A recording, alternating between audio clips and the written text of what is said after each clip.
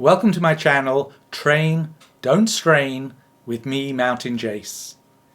In this series, I want to demonstrate exactly how to target a muscle using the core tenets I expounded in my earlier Foundation of Fitness videos.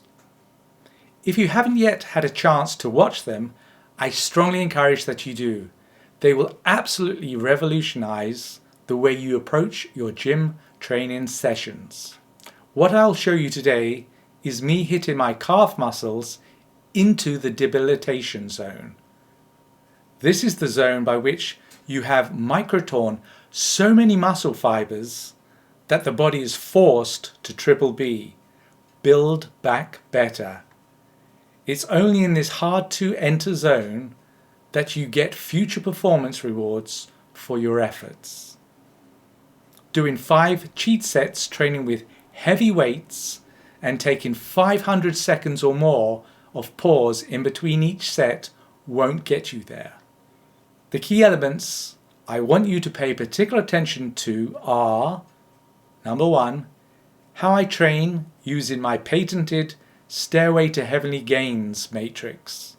That is, that I must ensure every step up this imaginary staircase is stood upon long enough for a signal to be sent to the brain in order to illuminate a hypothetical light bulb at the top, before I then return using the same degree of muscle control to my start position.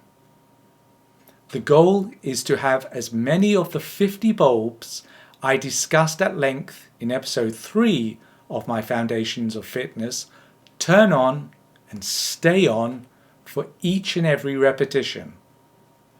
Number 2, that I'm engaging the muscle just as intensely for the entire length of the negative range of motion as I am for the positive, which I explain in episode 10 of the same series entitled Why Negative Training is So Positive for You.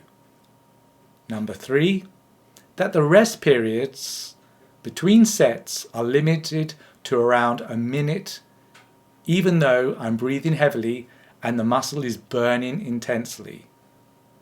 Number 4, look out for how much fresh air I need after each and every set, including the very first.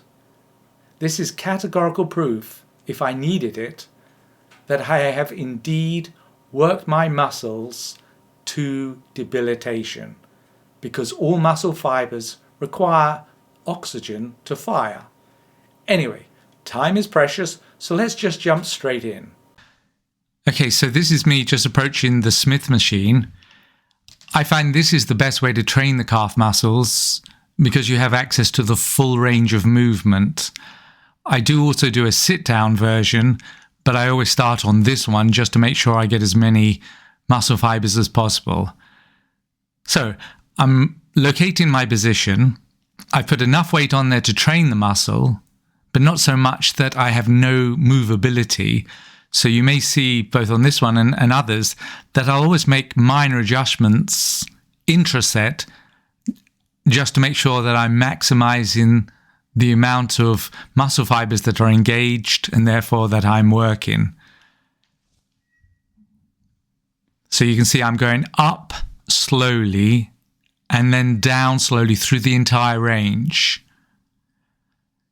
Generally speaking, what I try and do is keep a 1:2 or even a 1:3 ratio, which means for every 1 second I go up on the so-called positive range, I try and maintain a 3-second or 2-second decline on the negative range. So that's the first set done.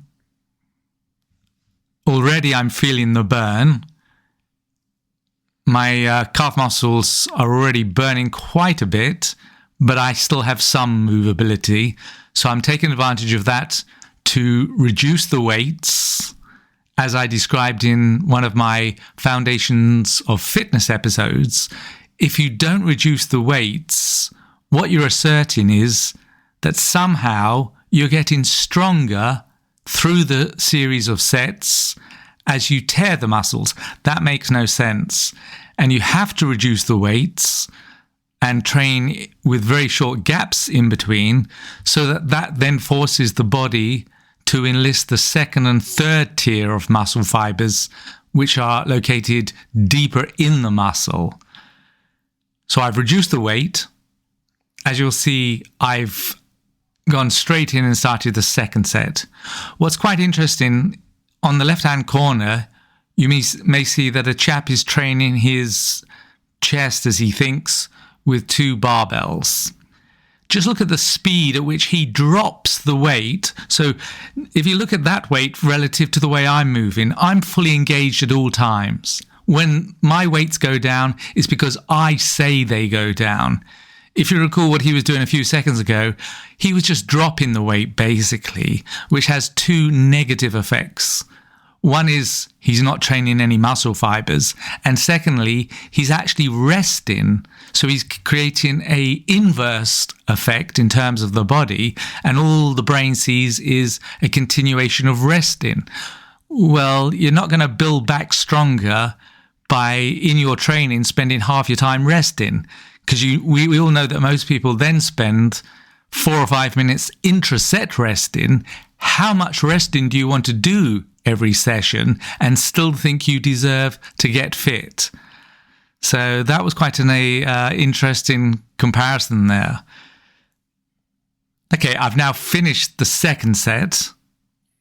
Now my calves are starting to burn. Normally, if I wasn't filming, I would actually sit down for 30 seconds to try and take some of the stress off the calves and the legs. But I'm trying to film, and now I'm moving the camera just to see if there are any benefits in the angle at which I film at. I haven't changed any of the time frame, so as far as I recall, this video lasts just over 5 minutes and 50 seconds right from the beginning to end. So that's my calf muscle done in less than 6 minutes, including the rest period. So, third and final set. I know, as I mentioned in my Foundations of Fitness, I know I'm only doing 3 sets. That's the number I'm doing.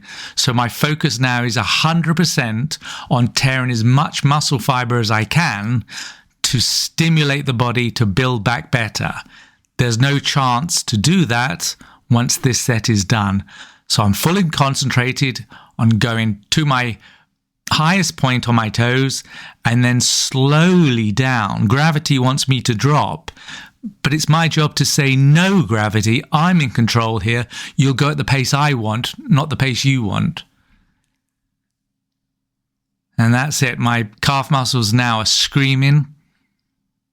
I'm out of oxygen because the muscle fibers in the calves require oxygen to fire. So now I'll have to breathe heavily. And obviously I'm not feigning this requirement. This is what I'm doing naturally wanting to take a lot of oxygen in to replace in the blood that which has been used. If that's not you at the end of your set, then you have to understand that you can't have trained the muscle fiber to its max.